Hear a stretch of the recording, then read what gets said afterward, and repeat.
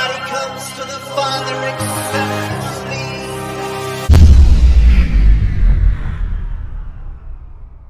Bible Club. Eternal life. He is the way and he's Jesus Christ. Yeah. Nobody comes to the Father except through me. He is the way and he's Jesus Christ. Yeah. Nobody comes to the Father except through me. He is the way and he's Jesus Christ. Yeah. Nobody comes to the Father except through me. He is the way and he's Jesus Christ. Yeah. Good evening, everybody. This is the Huge Pop Wrestling Podcast with my host, Huge Pop Nick Vick from Knockout Entertainment. And tonight we have a very special guest. He is a former wrestler that worked throughout the 80s and 90s, mostly as enhancement talent. He doesn't shy away from the phrase jobber and explains why in the interview. He famously took it on Big Bad Vader, the Midnight Express, the Road Warriors, and more. Plus, Jim Cornette loves working with him. Randy Hogan is our guest tonight. How you doing, my friend? It's a pleasure to have you on the Huge Pop Wrestling Podcast. I am wonderful. I can't believe, finally, at this point in my career, I finally made it to the world-famous Huge Pop Podcast, much less sharing the screen with nasty Nicholas Vick himself. I'm just so happy, man. I could wet myself right now. Awesome, man. I'm glad to have you here. I mean, it's been an honor to work with Knockout Entertainment and to finally meet the one, the only Randy Hogan, man. Ooh. Brother, I've been waiting for this day all my life, man. I'm glad to have you here on the show. My pleasure. So I know you're an old school wrestling guy. I know that because I've talked to you a little bit. I follow promotions in SICW in Missouri with Herb Simmons. And what is your take on old school wrestling, where it is? What are we missing in today's wrestling compared to what it was back when you were wrestling? Oh, man. You're going to ask an old guy that, and you only got an hour show? Well, really? It might be a two-part. I'll throw away these questions. We'll come back for more. First of all, I think is the storylines are missing. When they had territories in that, they would go from this town to that town to that town to that town, and they had TVs and interlapped in that. So they would have storylines going around that territory. I remember down here in Florida, they had Dusty Rhodes and Kevin Sullivan at the time. That went on for over a year, Flair would come into town in the same way. So they would have storylines building all the time, and you could follow. Now, there's very little, or there's a storyline, and they get a guy up there. Let's take a Drew McIntyre, okay? They bring him, they build him up. He falls out of favor, so they kick him back down the mid-card. Then he starts to bring him back up, and then it goes back down again. There's no solid build. There's no characters or stars anymore. Flair, everybody knew Flair worldwide as a champion, and he was. Bruno Sammartino had it for 7 or 8 years. Hogan, big name, had it for a long time. Now it seems like every pay-per-view somebody's changing with no rhyme or reason to it. I'm glad to see they're starting to build some new stars with LA Knight and Austin Theory and guys like this are starting to bring in and give them a little bit of a shine, building up for the future, which is nice. But the future they're building to is only to get to the level of what it used to be old school, when old school, I'm jumping around here, finishing maneuvers, okay? There's no finishers no more. When Flair put a figure 4 leg lock on somebody, it was over. Now they reverse it. When Shawn Michaels or Chris Adams out in Texas used to give a super kick, it was over. Now everybody, I don't care what you watch, any match, try to pick out the amount of wrestling moves as opposed to kicks and punches.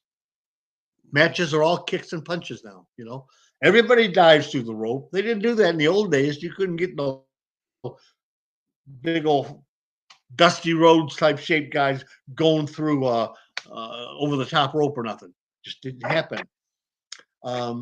Back then, when you went into a restaurant or a bar, and there was a wrestler or something sitting next to you, you may not know who he was, but said, "Man, he looks like a wrestler." Now you go in a bar and it looks like some little kid to cut your grass. The weighs maybe 175, 180 pounds.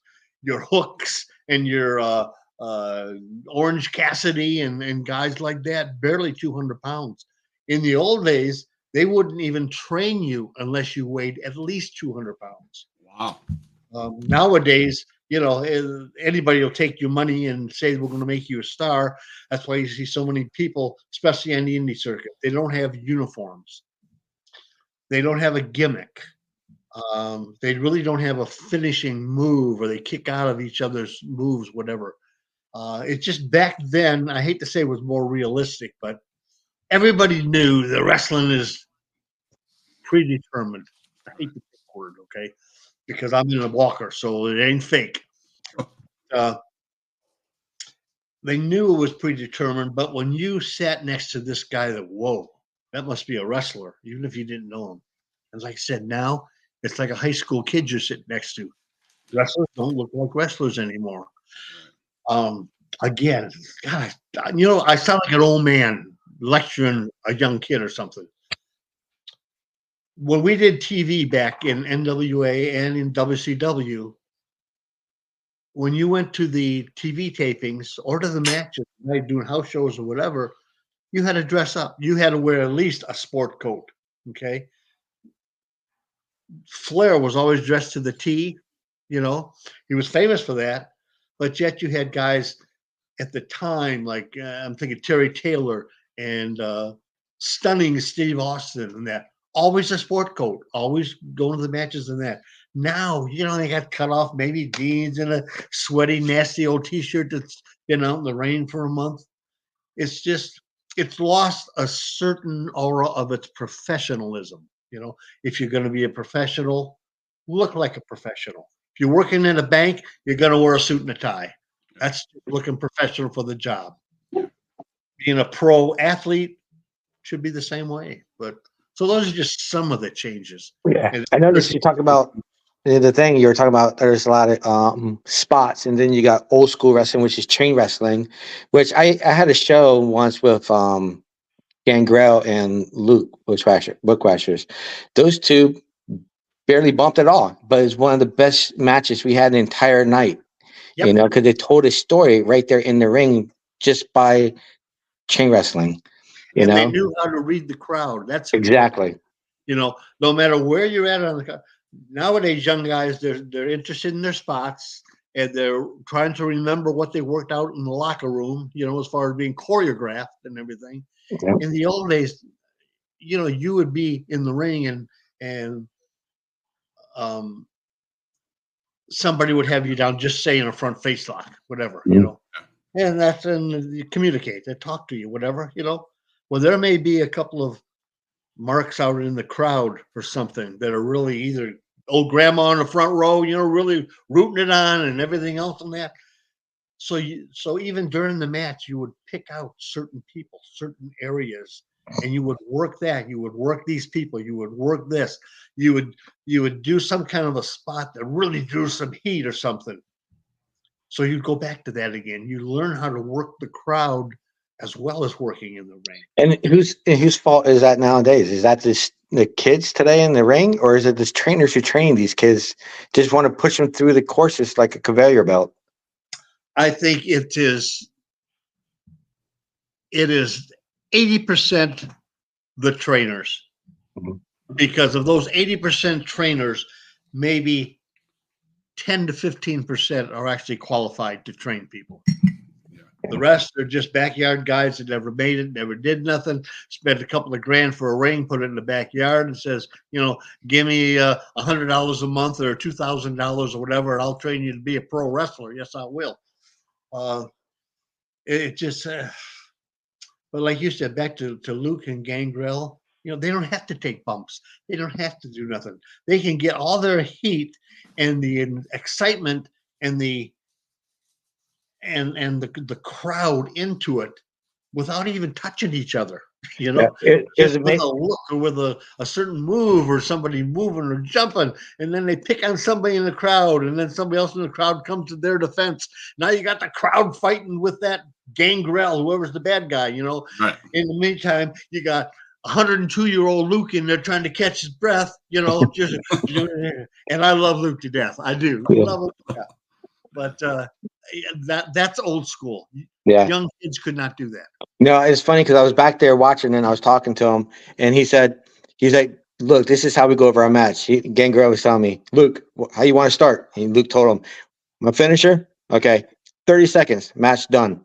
I was like, Yeah, "Wow, okay." Yeah. And that's so, how it was. That's how yeah, it was.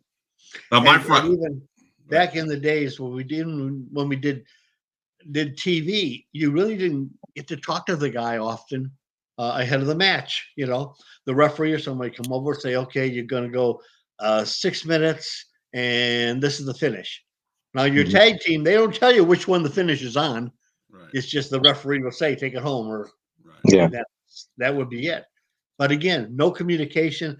Everything was called in the ring, and even on the indie circuit back at the time when you had guys like uh, local guy, me and Bob Cook and a lot of guys local that were doing weekend shows and that.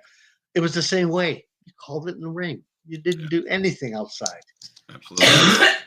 No, and And I I think told. that makes for I think that ad lib makes for a more exciting match, not only to the yeah, wrestlers but to the fans, rather than having every move choreographed and then somebody forgets a move and then they look at each other. What do we do now? You know. exactly. No, you hit it right on the head. And one of my biggest frustrations with today's wrestling compared to back in the '80s and even indie and some of the indie stuff I've been watching is the misuse. I'm now using Cody Rhodes. I get in this debate all the time. I think WWE is misusing Cody. Cody Rhodes is one of these guys that should have been launched a long time ago to face Roman Reigns a long time ago. You know, he's been, but they don't. They went a different direction. They brought him back. Went a different another direction, brought him back. Now they're on a different path, hopefully to finish the story. I don't know. I don't know. I would have felt that way too. I think they should have pulled that trigger a few months back. Yes. But now all of a sudden he's in this mindless feud with Nakamura, who really is an upper mid card. He's nothing. Maybe he was big in Japan and stuff, but you know, I'm telling you, if you can't cut a promo in English, you're not going to go nowhere. Right. So now Cody, who's supposed to be fighting to finish the story, is now dropped onto a mid card type Yeah, thing. yeah, with exactly. Nakamura. Yeah. That, and I don't know how many times a person can take a body slam and get up and get another one and get up. That's just so frustrating. It's like so. I say yes. I agree with you 100%, Mr. Hogan. So as a kid growing up, were you a big fan of wrestling? Oh yeah, since I was probably I don't know, maybe 6, 7 years old. I grew up in Detroit, Okay. and my grandparents big fans. I mean, don't tell them everything was fake. Okay, Okay. and I was a little kid, didn't know nothing, and they lived right across the street from us. So I'd be over there, and of course, grandma and grandpa, they'd be watching TV whenever it was on wrestling. So I got into it. And then I started learning some of the guys, some of my favorites, like the Sheik and Bobo Brazil, Wilbur Snyder, and million old Flying Fred Curry and Bull Curry. And I was lucky enough that age that I got to see Buddy Rogers live. We used to go to Olympia Stadium at the time. And they'd take me to every match there was down there. They'd take me. And I remember Buddy Rogers would go around and throw he had a perfume guy, a valet, squirt perfume around. Gorgeous George, the original, used to have the gold hairpins, and he'd Yep. throw them out into the audience, you know. So I got to see them. Dick the Bruiser, one of my all-time favorites. Dick the Bruiser and the Sheik were probably my all-time favorites. So I was just a fan all those years with my grandparents. My parents, not so much. You know, that's fake stuff. You know, let's watch something else. So I go to grandma and grandpa's and we would watch wrestling and we talk about the wrestling and what was real and we all thought it was all real right up through. That's old school stuff. When you're watching it on TV, you really don't know, but you're not trying to overthink it either. Wow, this guy must have really got hurt. So we watched it. We went to the matches and that, and I went through. And then from Olympia, they built this place called Cobo Hall, which the Olympia, I think Francis Fleischer was the promoter. Cobo Hall, the Sheik actually took over the promotion, which I didn't know. I thought he was from Syria or something. I really didn't know. Now, this is into my teenage years. Actually, beyond that. So I watched.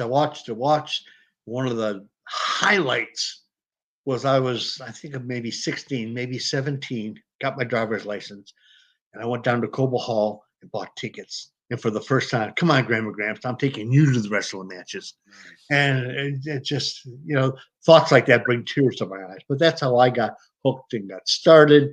I played in a band for a number of years. We were on the road, and we were playing a Holiday Inn circuit in the South. And it was in Columbus, Georgia, Holiday Inn. And they used to do TV taping there. I think it was Mid-Atlantic or something. They did it on Tuesday nights. And every Tuesday night, I would go to see it at the auditorium. And so I was in the restaurant. I got in the restaurant business at the time. And I moved to Boca Raton, managed the restaurant there. They closed it up. And I said, man, now at this point, I don't know, my late 20s, I guess. And I said, man, as much as I love it, I still don't know what's real and what's fake. Anyways, Jeanette, yes, I know Leap and Larry Shane. Anyways, from that question. So I used to work out at Oates Gym. When I went there, the wrestlers used to work out there.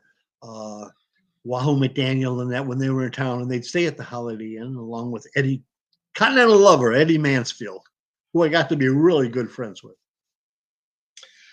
So I was in Boca, and they closed the restaurant, and I said, I wonder what's real and what's fake. So I called Jerry Oates back at Oates Gym. I said, Jerry, do you know anybody down here that trains people? And he said, the only guy I know down there is Hiro Matsuda. And, he's pretty picky, and he does a lot of the bigger guys, at the time, Luger, and I think Hogan was just coming on. He said, but, I train guys up here too. And, oh yeah, I remember. So we negotiated, and I went up there and trained. So I started working with him, and I got hurt. The twist of my ankle just fell out wrong. It's funny because years later, like 3 years ago, I had to have that ankle replaced from that original injury. So anyways, I'm going to, I go to the school and I get hurt. So I'm away, but I'm still going to the wrestling matches in Columbus, and I was managing a restaurant there. And a guy that I trained with was putting up the ring. So and I said, Bill, so what are you doing here? He says, well, when they're in town, he says, they rent my ring. And I set it up for him and everything. He says, what are you doing? And I said, well, I'm not doing nothing. All I wanted to know was what was real and what was fake. Never wanted to be a wrestler. Didn't have any idea that I wanted to be a wrestler. So he says, why don't you come up and watch me? I'm wrestling this little bar up in Athens, Georgia. He said, bring your stuff. And I said, well, I'm not going to bring my stuff, but I'd like to come up and just watch you for fun. So I went up a couple of weeks, and somehow, I don't know, he talked me into bringing my stuff. So I went, and they were short. Now, I thought I knew it all. I trained for 13 months. I knew it all. Okay. So he said, Bill, does your buddy want to work? And I said, well, I've only had, one match in my whole life, but okay. He said, okay. He says, you're going to wrestle this guy named the Animal, and he's going over. Now, this wasn't Road Warrior Animal. This was a little bar of about maybe 30 GIs in it, and a hot dog and a handshake would have been a great payoff for that. So anyway, so you're going to wrestle Animal, and he's going over. It's okay. So I says, hey, Bill, my buddy. I says, what's going over? Does that mean like he's going over the top rope? I'm going over the top. This is how green I was. He says, no, dummy. It means he's going to win. Oh, okay. Again, I do the finish. That was all. So what's your name? I said, well, Randy Franklin. Because my dad's name was Frank. Okay, so I'd do Randy Franklin. I always had the mustache. Always had the long hair. Brown, of course. So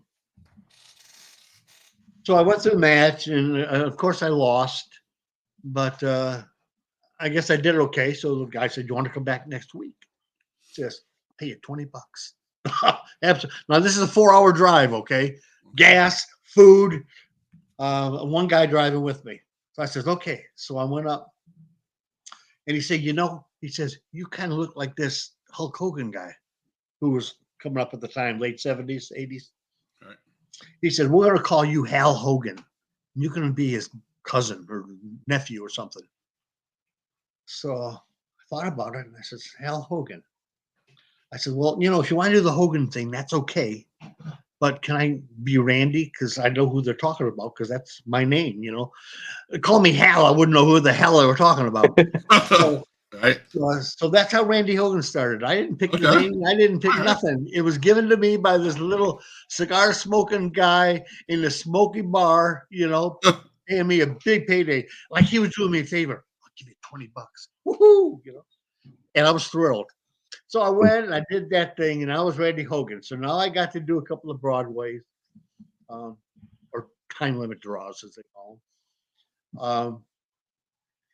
And of course, on the card, you get to meet new guys wrestling all the time. And common courtesy is on a night off, you go see these other guys. And when you go see them, they will introduce you to the promoter usually. I'll go up and I'll go see a Nasty Nick wrestle, and he'll say, "Hey, come here, Scott. This guy works, Randy Hogan." So of course I say, "Hey, if you ever use me, let me know." And at this time now, I went home. My girlfriend had bleached my hair blonde and my mustache blonde and my eyebrows blonde and everything else. And I always had a dark tan. And of course, I was in the gym and younger at that time.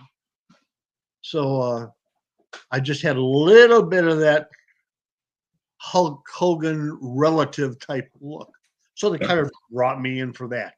I'd be his cousin, I'd be his brother, I'd be his nephew, whatever they wanted to be. I mean, it's showbiz, So that went on and on. So I'm wrestling, and I get the more people we got to know, the more promoters, the more jobs we would get traveling around. And this was strictly around Georgia, Alabama area, a little bit in the Carolinas. So I finally got on the card that every once in a while is, Nick, you bring in a big name. You might have one big name or one match that's a draw for all the undercard. Okay? Yep. So I was in a semi-main event. In the main event, I forget who was, but it was with Mike Jackson, Action Mike Jackson, self-proclaimed 74-year-old Alabama junior heavyweight champion for the last 50 years. Anyways, wonderful. But he was jobbing on TV all the time. Every week he was on, NWA and WCW. So I said, Mike, how did you get on TV? He said, let me tell you. I bring some guys up. He says, I can't promise you nothing, but right up here with me. Again, I was living in Columbus at the time and going to Atlanta, TBS Studios. Wednesday afternoon, they did TV. So similar to the bar thing, I went and they were short jobbers, enhancement, carpenters. I don't care what you want to call me. They were short. So he goes, JJ Jackson was booking at the time. He goes, Jackson, you got anybody out there? He says, yeah, I got Randy Hogan out there. So, okay, we'll bring him in. So now I finally got, you talk about a kid in a candy shop. Here I walk in a locker room. And again, I'm clueless. I walk in a locker room. I got all these big stars, all these heroes of mine, Dusty was in there. Flair was in there. Terry Funk was in there. The Midnight Express. All these, Larry Zbyszko, all these guys were in there. And man, I was just in awe. So I was in a match with the tag match against the Barbarian and the Warlord. Damn. Now, big dudes, okay? Now, the warlord has got to be 6'5", 6'6". Now, I never been up so high, but he like give me that gorilla press. Now, I got to be almost 8 feet in the air, and then he turns me, drops me. And thank God I landed perfectly. And I wanted just to jump up and say, yes, that was great. Of course, I had to sell it. Didn't get hurt or nothing. So later in the match, lo and behold, there was a barbarian. Barbarian was going to throw me in the ropes. Now, for those uninformed, if there's any element of risk, like when you're throwing somebody in the ropes, you're going to give them an elbow, you say elbow on the way through, or drop kick, or whatever else. Well, he's throwing me. Now, again, first match on TV, scared to death, adrenaline, my heart going a mile a minute. He goes, Bibba, and throws me. Now, again, what? I didn't have time to stop, to ask, to do nothing. So, not knowing, being stupid, full force in the ropes, off the ropes, full force, not knowing nothing. Next thing I know is I got a boot. There goes the nose, blood, everything. Oh, This no. is TV. So, of course, everybody took pity on me. But what happened back in the locker room is Barbarian, I think he's Tonga or something, very strong accent. So he was saying big boot, like watch out for the big boot. But all I heard was boo. So that was memorable. And again, they took pity on me. So J.J. Dillon again said, Hogan, want to come back next week? I said, sure. I'll come back next week, and then the next week. And that's how it started with basically TV, which they taped 3 hours at a time. And I don't know what I do know what they were paying. They were paying $200 at the time. And if you got on a second hour, they paid you another $100. So that'd be a $300 day for 3 hours work. Not bad. So, well, the controversy started was I was getting paid $50. Okay. Jackson would pay us. Mike Jackson, don't tell nobody. Shh. Mike Jackson was getting $150 off about 5 of us jobbers, giving us 50, which we were happy to get, and he was pocketing $100. Now this went on for a couple of months, and I forget who it was, but one of the big names heard about it, found out about it, and that all stopped. And all of a sudden, we started getting our full pay again, and Jackson disappeared. So that was the whole story. I love Mac. I see Mike at conventions and that. We talk. I don't bring that up, but we laugh and we talk, and he's still active and can outrun most of these guys.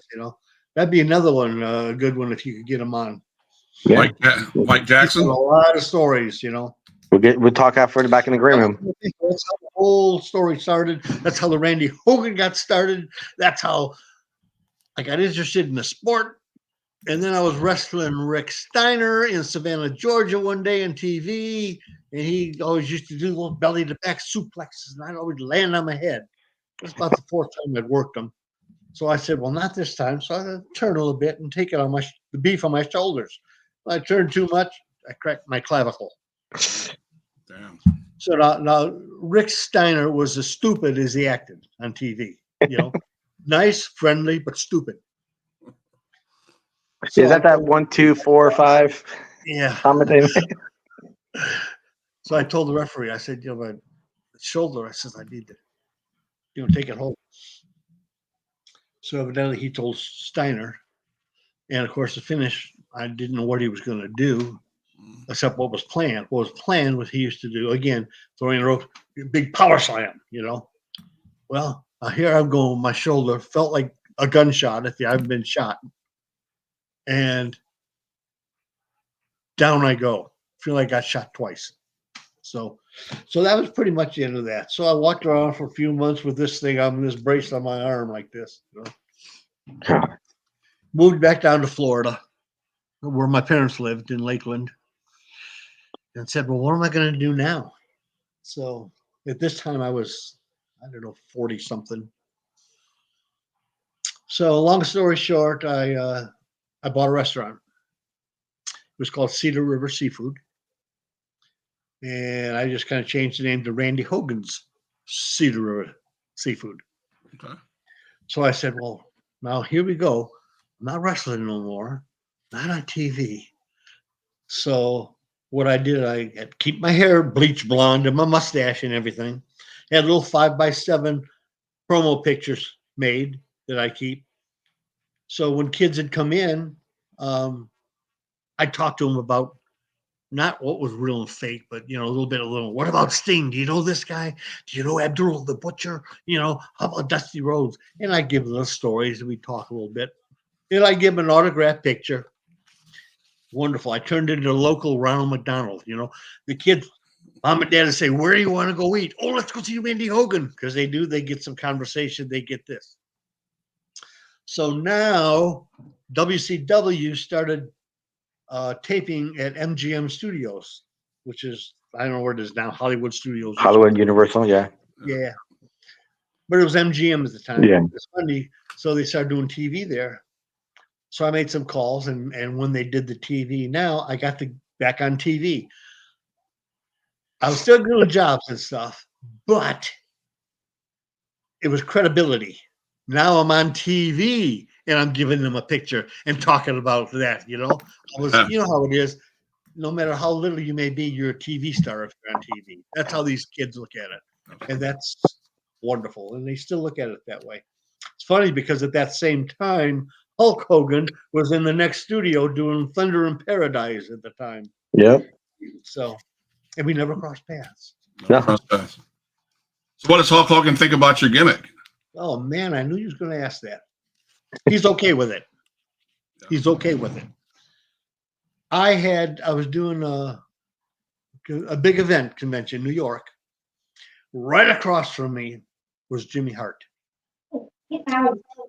Now, I knew that him and Jimmy Hart are best friends in real life, business partners other than in wrestling business. So it slowed down, and I said, I got to do it. So I walked across. I said, Jimmy, could I get a picture with you? And if you know Jimmy, he's like a hamster on crack. I mean, brother, come on here. He's always like 80 years old now, and he's still that way, full of energy. So I did that, and I thanked him and everything else. Got a couple of pictures, and I said, "Thank you so much." I said, I was a little hesitant because I know how you are with Hulk, and I was just a little bit nervous, And he says, "Well, let me tell you, brother." He said, "Not that you're the topic of discussion," he said, "but your name's come up. We see TV, whatever." And he said, "You've never done us wrong." He said, I've never gotten into any controversy, jail thing, drug things, boosting, nothing like that. Never, always acted in a professional manner. And when he did the NWO and finally turned heel, then on the indie stuff, I turned heel. Okay. He came back. I came back. So he said, you've always done right. You've never done anything to tarnish or make fun of the name or whatever. He said, I think the game was great. He said, we're fine. He says, you go with it. You do what you're doing. He said, I love the outfit. Because I had basically the same thing on with my Randomania shirt. He thought that was pretty cool. And he said, you go with it. So basically, I got the approval of Hulk through Jimmy Hart. And that's what I'm living with. And I'll say this. I talked to Mario Mancini quite a bit.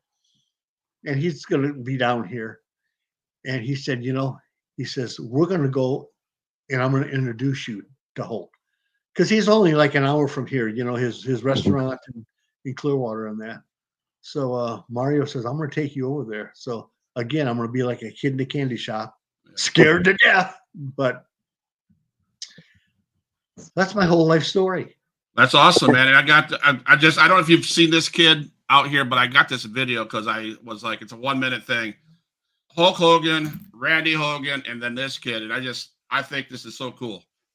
And I can see you doing this let me tell you something, brother. So here we go. This is fun.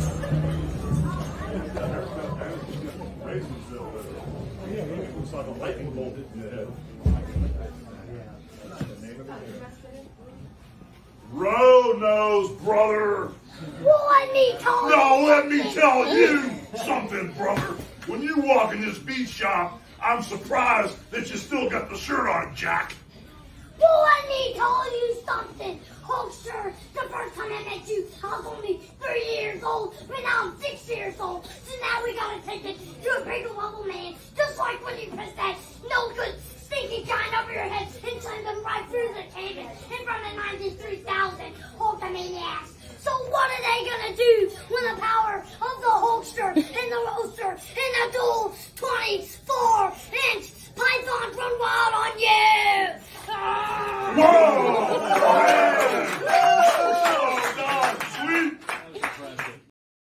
So I seen that, and I was like, man, That kid is great. he is. Mhm. Yes, I was just like, Okay, is that your kid? I wish I could cut a promo like him, brother. oh, come on, you can't cut a promo like that? Yeah, you can. Hmm.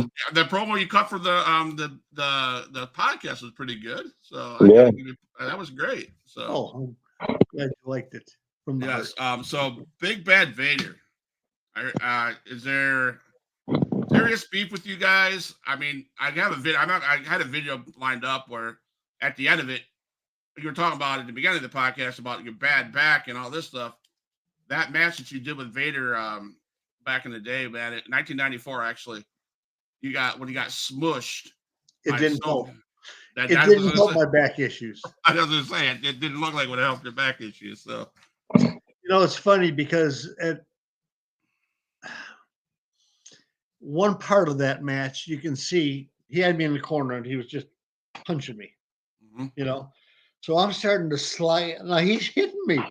So I'm trying to slide down the ropes a little bit. And he starts hitting me up, pushing me up the ropes, hitting me up. So that hurt. And then he did that stupid thing he does off the ropes, that monkey splash, thing I call it. And it's stiff. It was stiff. And then he pulled me up and then he did it again. Called a Vader bomb. Oh God, yes, yes. So, anyways, I guess I sold it okay because it was stiff, but it didn't kill me, It hurt though. So at the end, you see the referees come out from back, to help me out of the ring, help me back. Absolutely, yeah. That was the shoot. They thought I was legit hurt, and they legit came out to help me to the back because they thought I was like dead.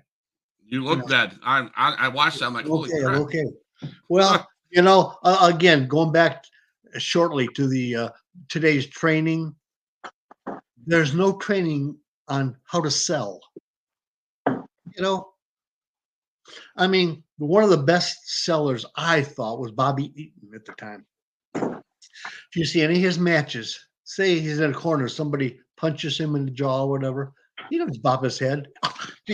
Somebody punches you, chances are you're going to grab your jaw or something like this. You're not just going to shake it off 10 times and then come back and throw the guy in the ropes and clothesline or something. Bobby Eaton used to sell those so good, though. Jerry Lawler used to sell good too. But again, nowadays, that's not part of training. It's okay.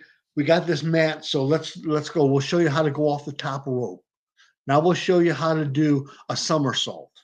Then we'll show you how to do this. Never any mat wrestling. Not that you nowadays market needs a lot of mat wrestling, but you need to know how. If you really get in there with a technical guy like a Chad Gable, okay, or like a Kurt Angle or somebody, it really helps to know what you're doing on the mat because all this other stuff you're learning ain't going to help you a bit. So, but yeah, selling is a lost art, and that was part of it. I was supposed to look like I died, and I guess I did my job because people thought I was dead. I was like, dude, he ain't moving. He ain't moving again. And it's what? Because I just watched it this afternoon. I'm like, man. But the job of a jobber is to enhance whatever your opponent's strengths are. If he's a beast like Vader, it's my job to make him look like a beast and let him kill me. If I'm in there with a Ricky Steamboat or old Brad Armstrong, okay, it's my job to go toe to toe and wrestle with them and show how technically sound they are. That's our job. To me, that's what the word jobber comes from. We're all jobbers. Nick, you got a job, right? Scott, you got a job. Don't you go to work every day? You get Yep. paid to do a certain thing. Yep. You're doing a job. You're a jobber. All right. Yeah. That's how I think about the word jobber.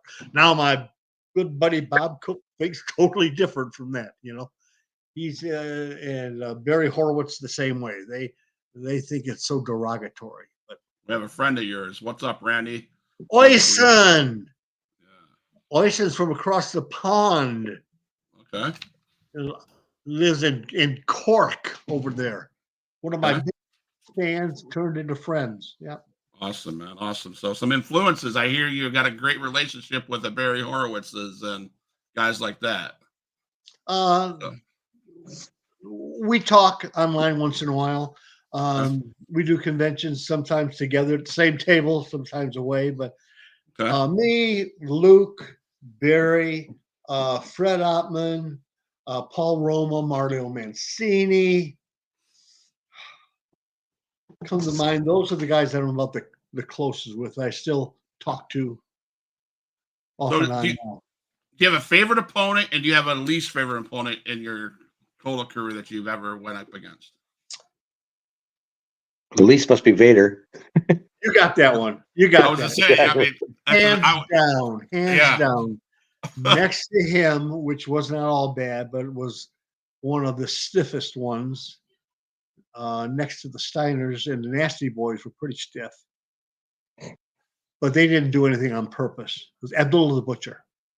Okay. I wrestled him, Birmingham, Alabama. And again, you don't know nothing. You know he's going to win. There wasn't even a conversation that way. Gary Hart was managing him. So we're in the ring. That's a TV taping for Continental out in Birmingham. So I got my back, to her and taking my coat off. Next thing I know, bam, he had some title, I don't know, North American title or something. But whacked me in the head with a belt. Now he didn't have his hand first. He didn't hit with a strap. He had a metal plate. Wham! Right in the back of my head. Yeah. Damn, what knocked me out? Then he went on to pummel me, threw me out of the ring. So then he come out after me.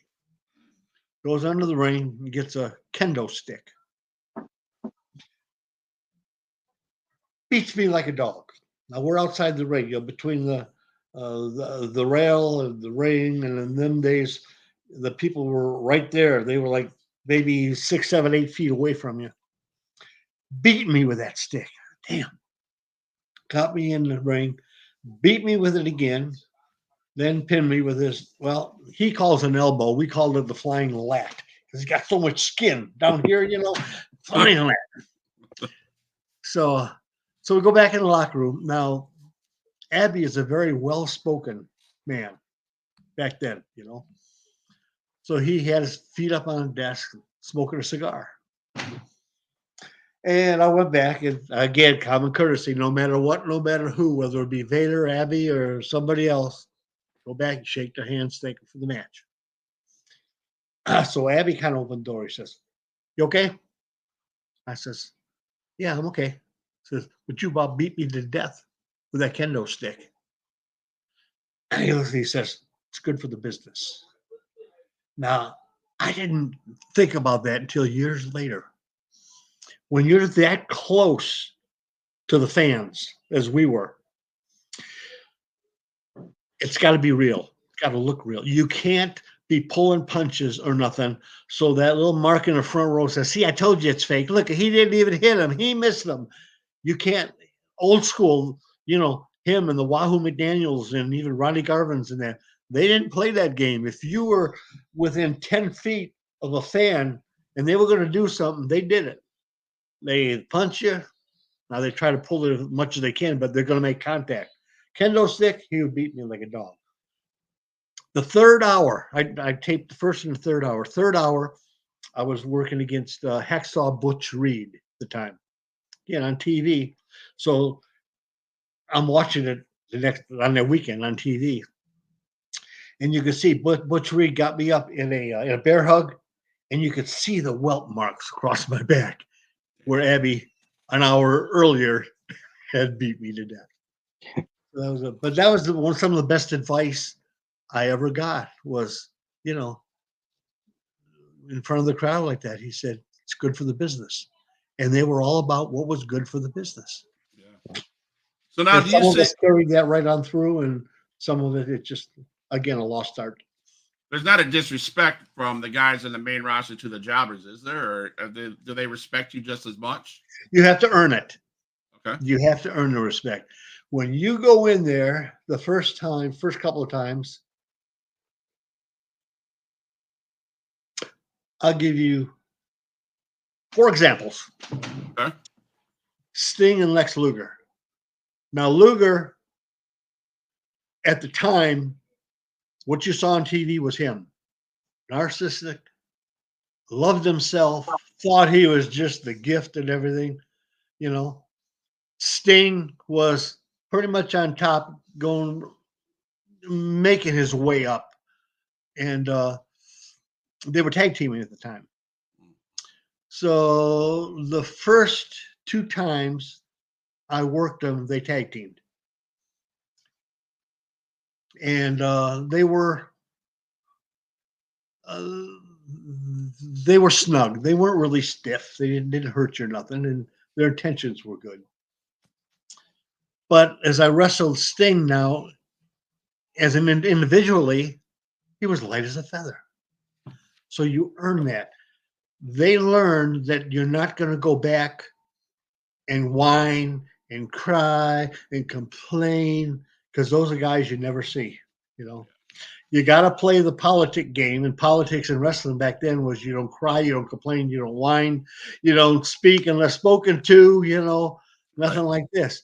So some of us, like me and George South, Italian Stallion, guys like that were enhancement people that they kept around for a number of years. We knew that. We didn't do that. Some of these other guys that come in the first time and they think, oh, I'm on TV, I'm a big guy. And either they don't sell correctly or they go back and they whine, oh, he was so stiff. And man, those guys are gone. They don't want to back no more. Well, the guys who work it hear this too. The Road Warriors, you know, at first they beat you up.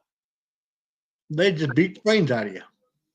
So after the second or third time you're in there with them, they know you're not going to complain. You're not going to bitch. If you're properly trained, you know how to fall.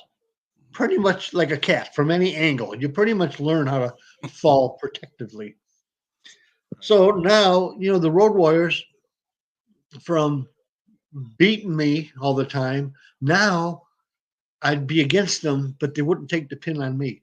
You remember back in the day, they used to rush the ring and hit the 2 opponents, and one guy got thrown right out of the ring, and then 30 seconds later they beat the other guy. You know, he'd be on animal shoulders, and Hawk would come off with a clothesline off the top rope, and he'd do this flip. Anyways, I got to be the guy that got thrown out. So now here at the time, I think I was making $250 at the time, and I get in, and they'd hit the ropes, and they'd throw me through the ropes, and I go around the floor. That was it. I wasn't in the ring with them for 10 seconds, and I got paid. Nice payday. Nice But payday. that was the courtesy that they allowed you when you did things right. Yeah. Gotcha. Midnight Express. You know, I got very close with Jimmy Cornette and that. Same thing. I loved working the Midnight Express. First couple of times I was just jobbing, but then again, they started not taking the fall on me. They'd be trying something new out, and they'd try it on me. They called it a pancake, which both you come off the ropes and they'd both lift you up, and then you just kind of flap you down on your face, you know. And it was an easy bump, but so they did that to me. Jimmy Cornette, he was a riot. He was the same in the ring as he was out of the ring. In fact, I had this little article in Pro Wrestling Illustrated that he was in with me. I don't know if you ever saw that or not, but it was a spoof on me and Hogan, Hulkamania versus Randomania, and I had just finished a match in WCW, and I was walking through, and Bill Apter and Craig Peters were there. Bill Apter says, "Come here, I want to do something."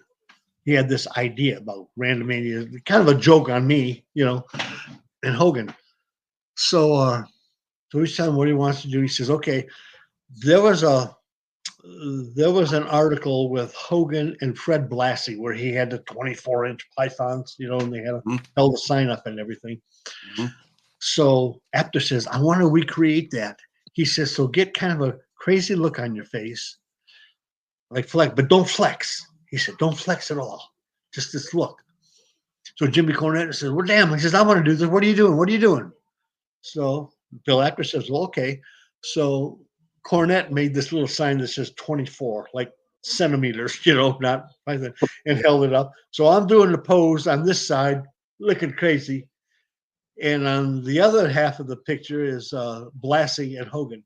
And it was about how I got many fans and maybe I don't, and looking for my first win. And anyways, I got very close with Jimmy Cornette. Nice. And he's been on a couple of podcasts and spoke nicely of me, which he doesn't speak nicely of a whole lot of people. So that's good. But that was it. That's my stories. One of the things I read about you, can you talk about your match against Dustin Rhodes? I think it was his first TV match. And are there any memorable conversations that you had with the great Dusty Rhodes? This was, I think, might have been their first match. Him and Kendall Windham, the Young Broncos, I think they were called. And I was in there, and of course they're going over, and we knew the finish was going to be a bulldog headlock. Kendall does. So we're going through the match, and I'm in there with Dustin. Now these are the guys that are calling the match. I just do what I'm told. So we're going through the match. Dustin throws me into the corner, and then he comes in.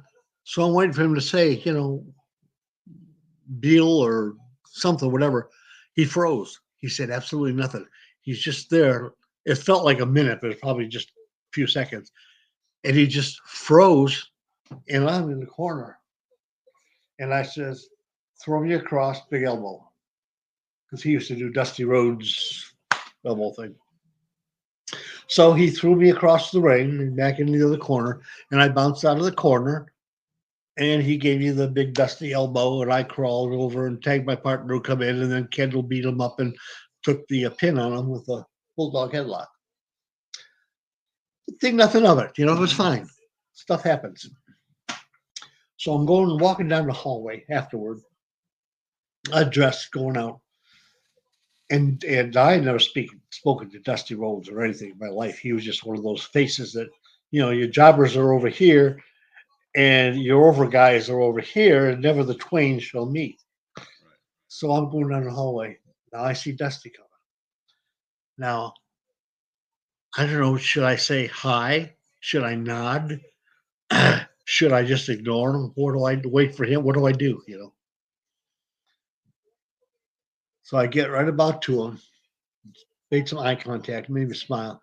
And he says, "Hoagie." He called me Hoagie, like a sandwich or something. Hoagie. He says, "Thanks for taking care of my boy." I said, "You're welcome." I wasn't sure what he was talking about at first. But what happened is he either watching the monitor or Dustin went back to his dad critiquing his match and said, "Yeah," he said, "I kind of froze." Or Dusty said, "Yeah, did you freeze out there?"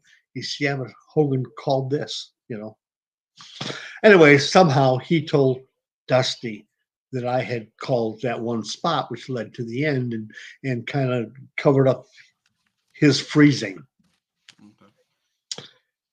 So from then on, Dusty always said, "Hoagie, how you doing, Hoagie?" It was always Hoagie. Just that kind of respect, but you had to earn it. You couldn't just do it. Kevin Sullivan used to kind of run the locker room TV. You know, he would tell you when to go out, kind of guerrilla position they call it sometimes, but yeah, tell you when to go out and all this kind of stuff. And in the beginning, you know, Hogan, you're up next. Hogan, go to the ring. Hogan, do this. So then, when I was there for a little while, I wrestled him twice with the Varsity Club. Once with him and Dr. Death Steve Williams, and once with him and Mike Rotunda. And Kevin, he hung me in the tree of woe, you know, upside down as he used to call it, and then he comes little body come running and his hip right into your belly and that.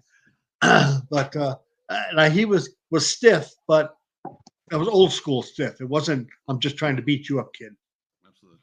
But again, after that, you know, we talked a little bit, the respect thing. Now all of a sudden he's calling me Randy. Randy, go to the ring. Randy, go to the Randy. Right. So I went from being nothing Hogan now to being Randy. Awesome, man. So here's one of my favorite parts of the show, and one of Nick's favorite parts of the show. I, of course, you know, I work with foster kids, and so we talk about. They know that I do a podcast. They always, can we stay up to watch the podcast? I said, no, it's not. It'll be too late. But they asked me. They said, can you ask these guys? Can they ask you guys questions that we have? I said, okay, I could sure do. So I have like about 10 questions, and I'm gonna just ask me 100. I got nowhere to go to bed tonight. Favorite food. Favorite food, medium rare ribeye on a grill. Okay. Does pineapple belong on pizza? Absolutely. No, With Hogan, Canadian come bacon. on. With Canadian bacon. There you go. Oh. Yes, I agree. Favorite book? Favorite book, Good and Lovin'. It's the life Okay. story of the Young Rascals. Favorite TV show? Right now, 90 Day Fiance. Favorite movie? The original Rocky 1. Okay. Good. Favorite sports team? Detroit Lions.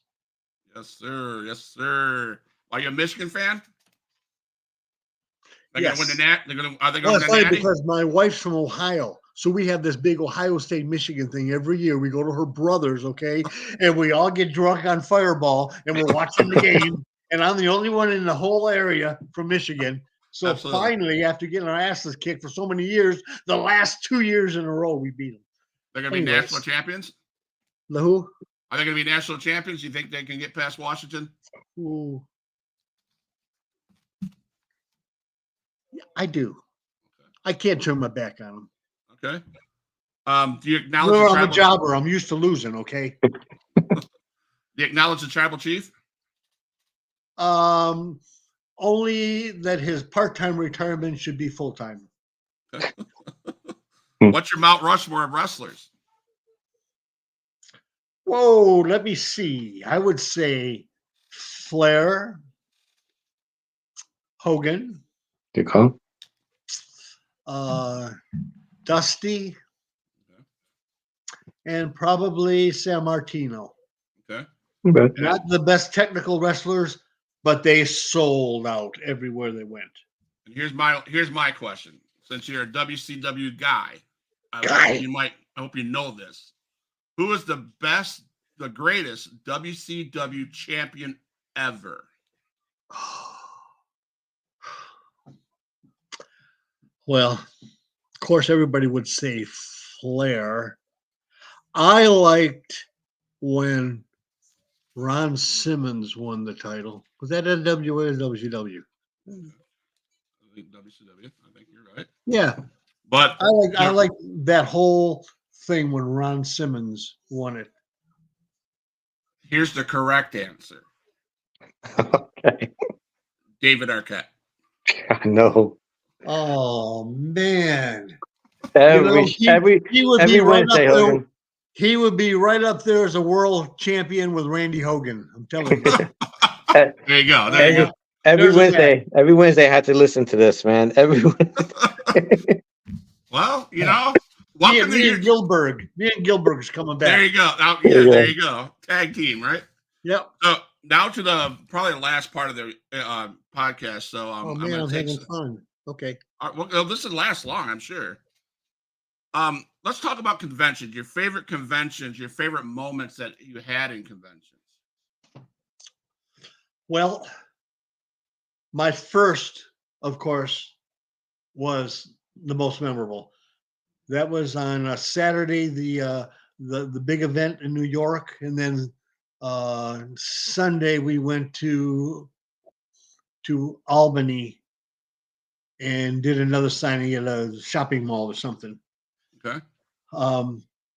That's when I got to talk to Jimmy Hart Okay. the first time. So that was probably my favorite that way. As I got older, and now I'm at the twilight of my career, I've got to say that Rome, Georgia, which I think is Superstar Fan Fest,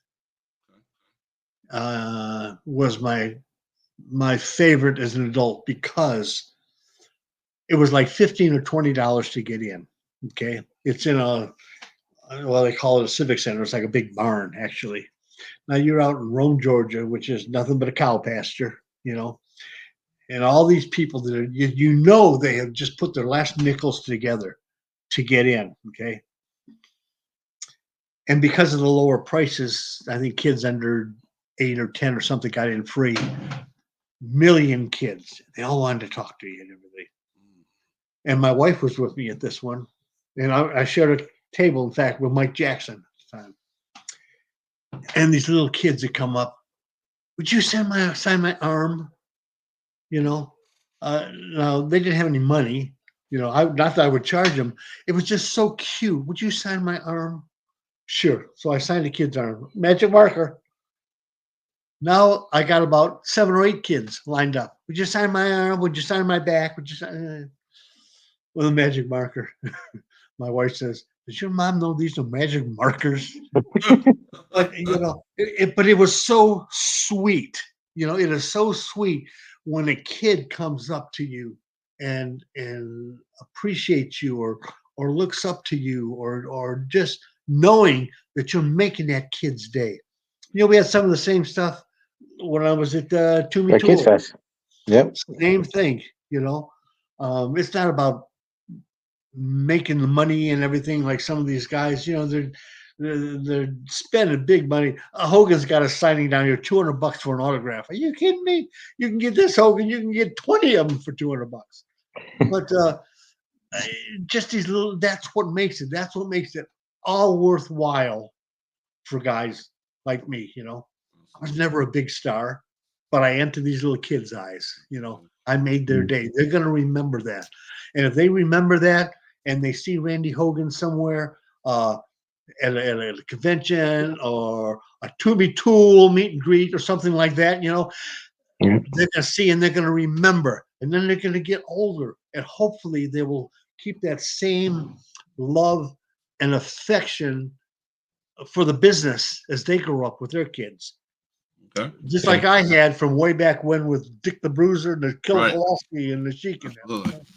Well, you are a star in my book. I mean, you worked the business. As I grew up in the 70s and 80s, and I did watch you, and I thought it was pretty cool. I mean, again, I agree with you. There were gimmicks back then. There were storylines back then, and you guys played just as most of the important part as there was part of the show. That's what we love to watch. So Characters, the last of the characters is the Undertaker, I think. Absolutely.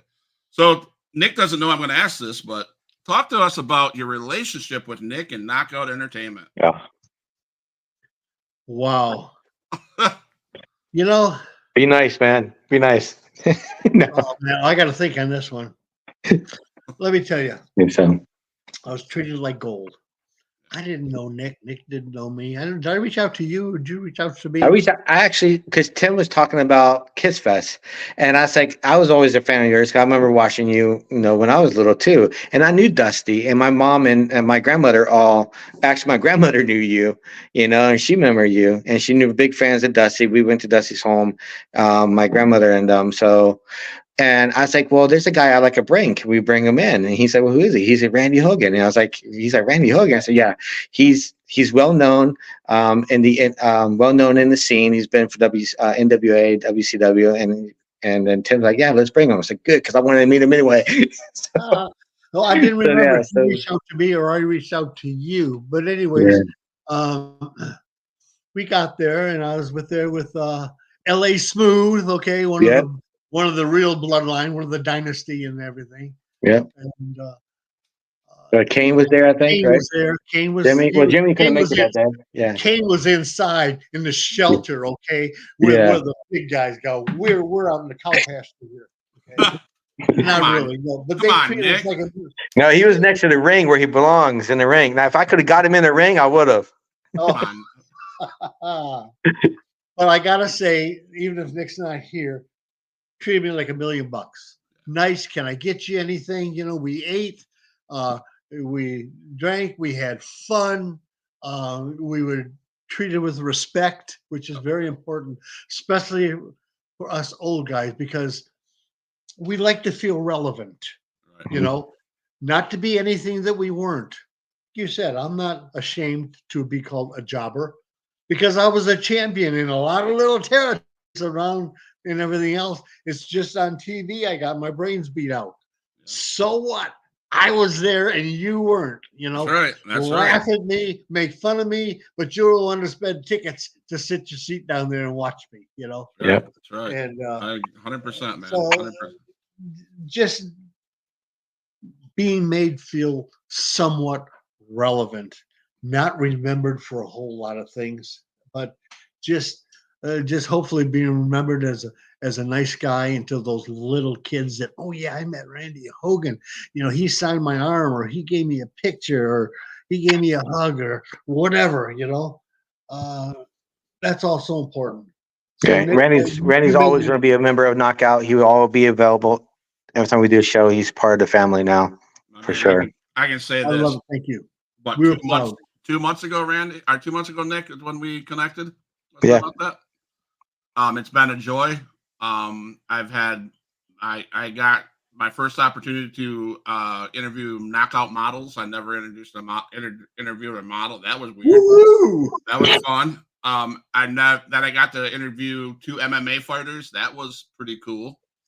I got to interview you, and Nick has always been encouraging, motivating, and he's even made a couple logos for me. And so, Nick, man, I appreciate you. You are a blessing to Huge Pop Wrestling Podcast. I look forward to further on in our career in 2024 doing knockouts on Wednesday night. So yes, it's been fun. So, and I am so glad to be part of both of your families. If I can do anything, Scott, if you need a reference for somebody, about being on the show, whatever else, just feel free. Well, that was my next question. Anyway, Nick, I'm just a phone call away. That was my next question. What kind of experience have you had on the podcast prior to Huge Pop Wrestling Podcast? And how would you rate Huge Pop Wrestling Podcast with those other podcasts you've been on? Well, first of all, we're now an hour and 10 minutes into it, and I'm in no hurry to leave. That says something. We're already working on part 2 now. Some of them I can't even, I'm sitting here looking at my watch. There are some people that do, like you do some background. Mm-hmm. Some don't. Some of your bigger name ones in that are used to a lot of all they do is the big names, and somehow, I get thrown in the hat in that. Not that they talk down, but it's just not a family feel, Some of them are very good, Some of them I would do again. Some of them I would never do again.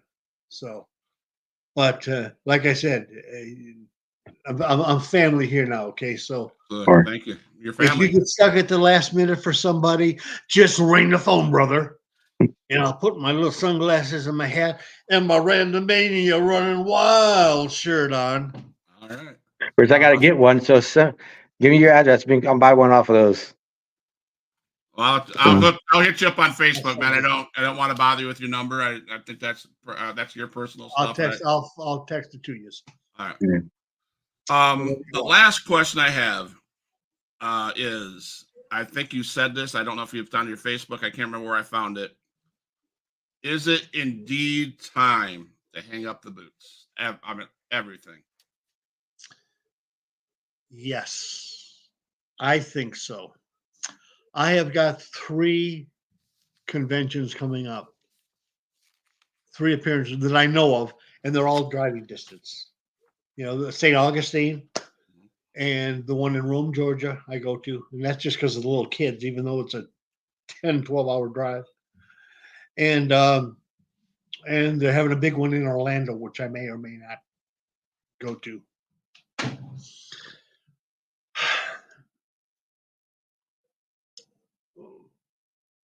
At one time, all the conventions were in the Northeast, all the time. New York, New Jersey, Connecticut, Pennsylvania, and that. And there's such a thing as overexposure because the same people go and everything. So, in these conventions, you know, in most cases, they fly you in, they give you your hotel room and everything, and either they pay you a salary or occasionally, um, if it's a good venue, they'll pay you a small salary and do like a 50-50 split, you know, what you sell. Well, a mid-carder like me is only popular to a certain point.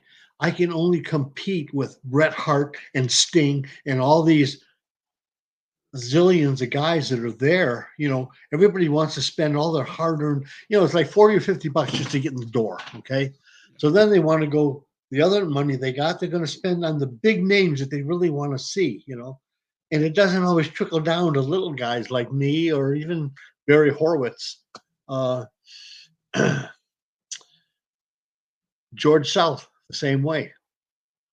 Now we were there, we were on TV, Mario Mancini, you know. Now bits and pieces they'll do okay. But anyways, for me, my time is done. You know, I can no longer am I a commodity up north. Down here, the way that the fandom has changed. I'm a nostalgia act. You know, if you don't know anything about the 80s or the 90s, WCW, whether you be a historian or somebody that cares to look back or whatever else, you never heard of Randy Hogan.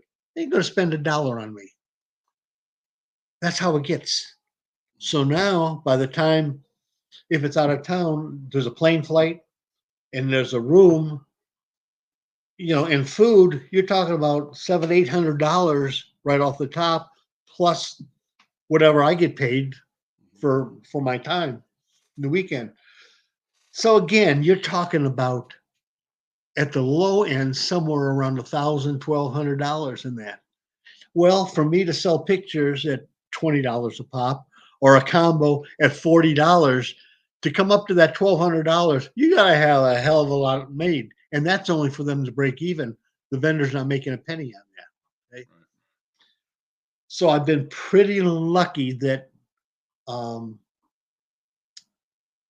they have lost money a couple of times. We broke even a couple of times, and I know of 3 that we made pretty good money at in the very beginning.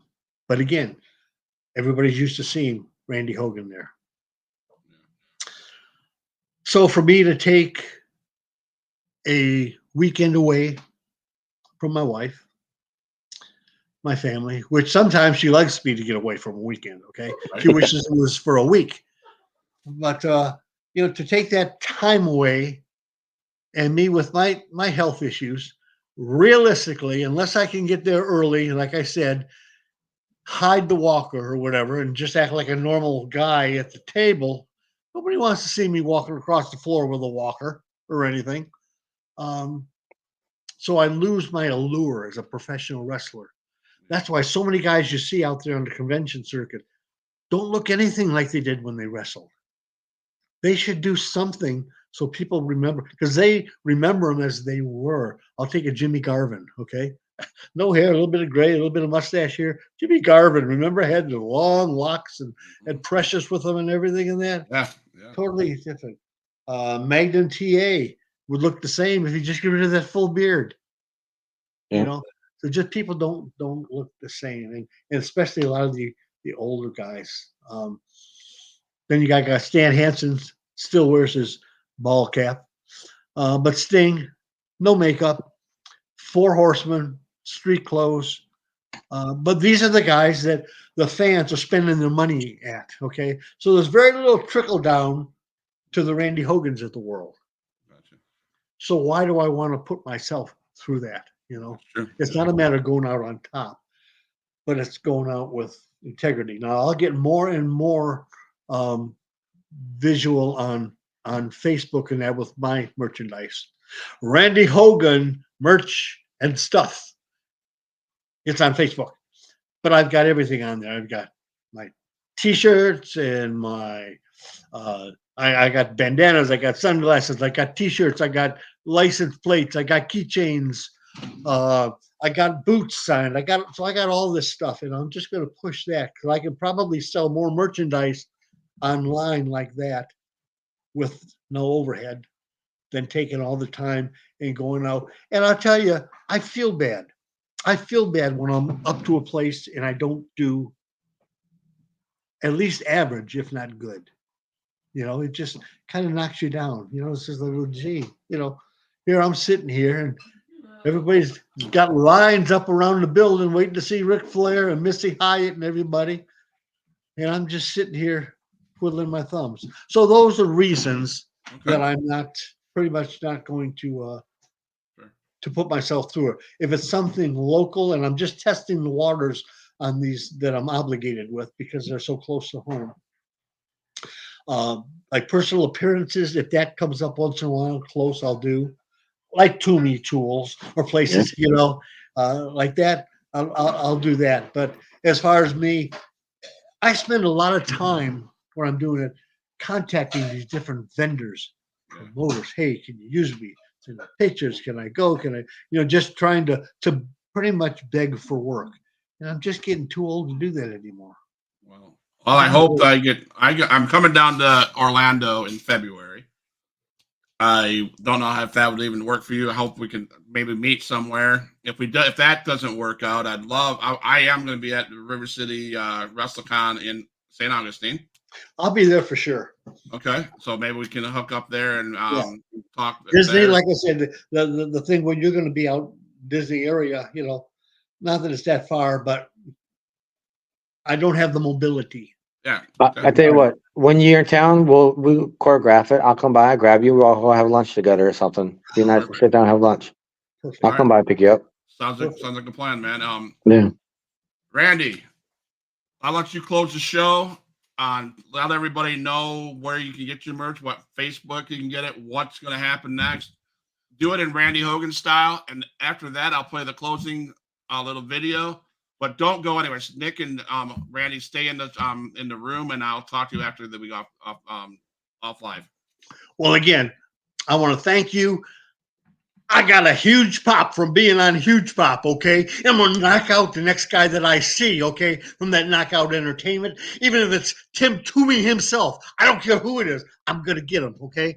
You want some from Randy Hogan, you may not see me in person, but you want some merchandise like Randomania shirt you got here, okay, like the hat, like a smile, or if you see me, I'll give you a hug and a sweet kiss on the lips. It don't matter. Whatever you want, you can have. Go on Facebook, go to Randy Hogan Merch and Info. That will tell you where I've been, where I'm going. There'll be a copy of this, the podcast, and everything else on it. What else? I'll be going, like I said, I'll be in the Florida area for the 2 conventions coming up in Orlando and in St. Augustine at the River City. And I'll be up in Rome, Georgia again. It's a Superstar Fan Fest because I may be old, I may be busted up, but I'm still a knockout superstar, right? Oh, the crowd gives me a huge pop. Huge pop. Thank you, everybody, for joining Huge Pop Wrestling Podcast. Remember to hit the subscribe button. Remember to hit the follow button. Check out Nicholas Vick on Knockout Entertainment. Get some badass shirts that they sell on their websites. Thank you, Randy Hogan. Check out Randy Hogan's Facebook page where you can find his boots. You can find his shirts. You can find those glasses. You can find the bandanas. And you can find him. Thank you, guys, everybody, from Huge Pop Wrestling Podcast. I am out. All my dogs, make some noise up in this house.